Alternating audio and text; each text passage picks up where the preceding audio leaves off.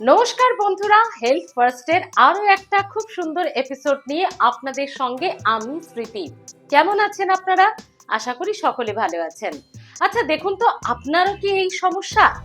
হাত পা রোগা রোগা, কিন্তু পেটের চর্বি, পেটের মেদ দিন দিন বাড়ছে, এরকম একটা গোল ফোলা পেট হয়ে যাচ্ছে, তাই কি?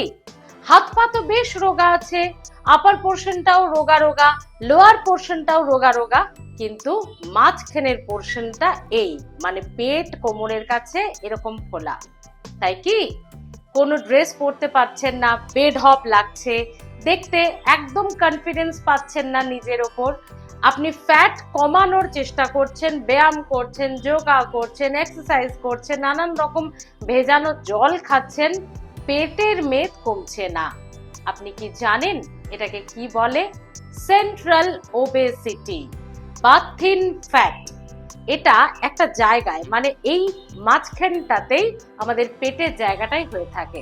আমাদের হাত পা এই জায়গাগুলো সব ঠিক আছে, শুধু পেটটা বাড়ছে।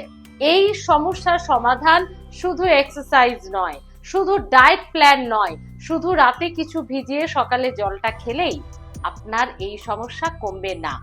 তাহলে কমবে কিসে? সেটাই তো বলবো আজকের ভিডিওতে।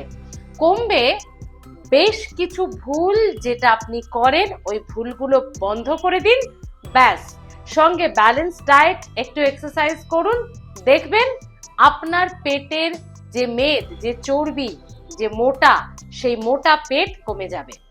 ভুলগুলি কি সেটা শুধরোতে হবে, আর সেটার পরিবর্তে কি করতে হবে ভিডিওতে শেষ পর্যন্ত ভালো করে শুনে নিন।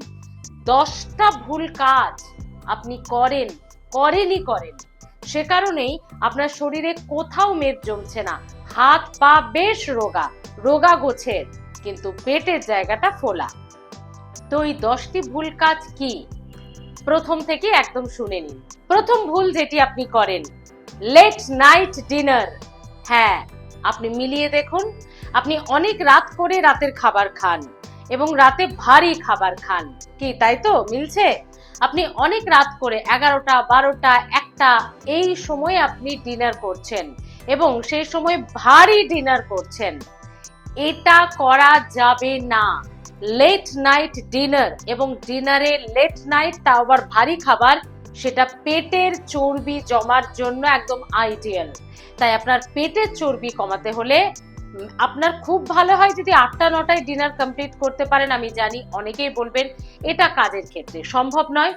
ম্যাক্স টু ম্যাক্স রাত্রি 10টার মধ্যে প্লিজ ডিনার করে নিন এবং ডিনারে যতটা পারবেন হালকা খাবার খান, তেলে ভাজা এসব নয়, হালকা খাবার, দেখবেন পেটের মেদ কমবেই কমবে।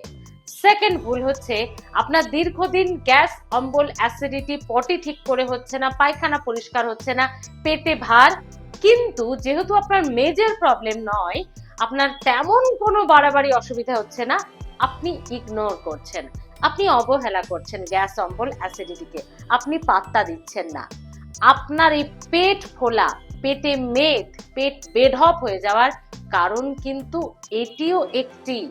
তাই গ্যাস, অম্বল, অ্যাসিডিটি, বদহজম, পটি পরিষ্কার না হওয়া, পায়খানা ঠিক মতো না হওয়া, ইরেগুলার এবং কনস্টিপেশন, এগুলো থাকলে অবহেলা করবেন না, চিকিৎসা করুন, দেখবেন পেট ফোলা কমবে। থার্ড ভুলটি হলো অনেক রাত করে ঘুমোচ্ছেন। ভালো করে মিলিয়ে দেখুন, জানি অনেকেরই কাজের চাপ থাকে, একটু চেষ্টা করুন তাড়াতাড়ি ঘুমিয়ে ওইদিকে ভোরবেলায় তাড়াতাড়ি উঠুন কাজ সারার জন্য। আপনার 5টা 6টা ভোরের দিকে উঠে যান তাড়াতাড়ি, তাতে হেলথও ভালো থাকবে। কিন্তু যদি আপনি লেট নাইট আপনি ঘুমানোর অভ্যেস করেন, এটা কিন্তু পেটের মেদ তো বটেই, সঙ্গে আরো অনেক কিছু রোগ ডেকে আনে। তাই চেষ্টা করুন ম্যাক্স টু ম্যাক্স 10টা থেকে 11টার মধ্যে ঘুমিয়ে পড়া, তাহলে পেটের মেদ কমবে, পেট ফোলা, পেট বেঢপ হয়ে যাওয়া কমবে। লেট নাইট যেমন ডিনার ভালো না, লেট নাইট ঘুমানোর অভ্যেস, রাতে দেরি করে ঘুমানোর অভ্যেস, ঘুমে ঘুমে মোবাইল ঘাটা, মানে ঘুমের আগে 11টা 12টা 1টা অবধি, এটা খুব খারাপ। তাই চেষ্টা করুন রাত্রি 10টা হলে খুবই ভালো, ম্যাক্স টু ম্যাক্স 11টার মধ্যে ঘুমিয়ে যাওয়া, ভোরবেলায় তাড়াতাড়ি উঠে পড়ুন। 4 নম্বর ভুল যেটি আপনি করেন আপনার পেট বেঢপ হওয়ার কারণ, সেটা হচ্ছে অপর্যাপ্ত ঘুম। গোটা দিনে 24 ঘন্টা সার্কেলে আপনি 8 ঘন্টা ঠিক মতো ঠিক সময়ে ঘুমোচ্ছেন না। ওই যে রাত্রি 1টা 2টো 3টের সময় ঘুমাচ্ছেন, সকাল 6টা 7টা 8টায় উঠে যাচ্ছেন। এটা অপর্যাপ্ত ঘুম। দীর্ঘদিন এই অপর্যাপ্ত ঘুমও কিন্তু পেটে মেদ জমার, পেট বেঢপ হয়ে যাওয়া, সেন্ট্রাল ওবেসিটি হওয়ার একটা অন্যতম গুরুত্বপূর্ণ কারণ। আপনাকে প্রত্যেক দিন মিনিমাম একদম পর্যাপ্ত ঘুম, যেটা 7 ঘন্টা থেকে 8 ঘন্টা, 8 ঘন্টা হলে খুবই ভালো, মিনিমাম 7 ঘন্টা ঘুমোতেই হবে। তাই পর্যাপ্ত ঘুমান, পেটের মেদ ঝরান। দীর্ঘদিন অপর্যাপ্ত জল খাওয়া, এটাও সেন্ট্রাল ওবেসিটির একটা বড় কারণ। আপনার 2 থেকে 3 লিটার জল লাগবে, যেহেতু আপনি অ্যাডাল্ট পারসন, প্রাপ্তবয়স্ক মানুষ, কিন্তু আপনি খাচ্ছেন না। 1/2 লিটার, 1 লিটার, কোনো ক্রমে 1.5 লিটার, 2 থেকে 3 লিটার জল 24 ঘন্টা সার্কেলের মধ্যে আপনাকে খেতে হবে, না হলে পেট বাড়বে, পেট বেঢপ হবে। তাই অপর্যাপ্ত জল খাবেন না। 24 ঘন্টায় 2 থেকে মিনিমাম 2 এবং সব থেকে ভালো হয় 3 লিটার মিনিমাম জল খান। হ্যাঁ, যাদের বিভিন্ন কিডনি এই সমস্ত রোগ নেই তারা কিন্তু চিকিৎসকের পরামর্শে খাবেন। দীর্ঘদিন দুশ্চিন্তা, টেনশনে ভুগছেন, দেখুন তো মিলছে নাকি? আপনার হাত পা রোগা রোগা কিন্তু পেট বেঢপ, এটার কারণ কিন্তু দুশ্চিন্তা, টেনশন, অযথা অ্যাংজাইটিতে ভোগা। অ্যাংজাইটিও কিন্তু সেন্ট্রাল ওবেসিটির একটা অন্যতম গুরুত্বপূর্ণ কারণ। আমরা মিলই পাই না, আমরা জানিও না, জানলেও হয়তো পাত্তা দিই না। দেখুন, এই অ্যাংজাইটি বলুন, দুশ্চিন্তা বলুন, হাইপারটেনশন, এই সমস্তগুলোই আমাদের শরীরে নানান রোগ ডেকে আনে, এবং এই সেন্ট্রাল ওবেসিটির একটা অন্যতম গুরুত্বপূর্ণ কারণও কিন্তু এটা।